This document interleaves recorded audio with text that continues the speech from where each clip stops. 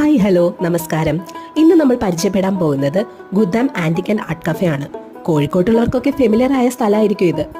2 നിലയുള്ള 160 വർഷം പഴക്കമുള്ള ഒരു ബിൽഡിംഗിലാണ് ഫൗണ്ടറായ മിസ്റ്റർ ബഷീർ ഇത്തരത്തിലുള്ള ഒരു ദൃശ്യവിസ്മയം ഒരുക്കിയിട്ടുള്ളത്.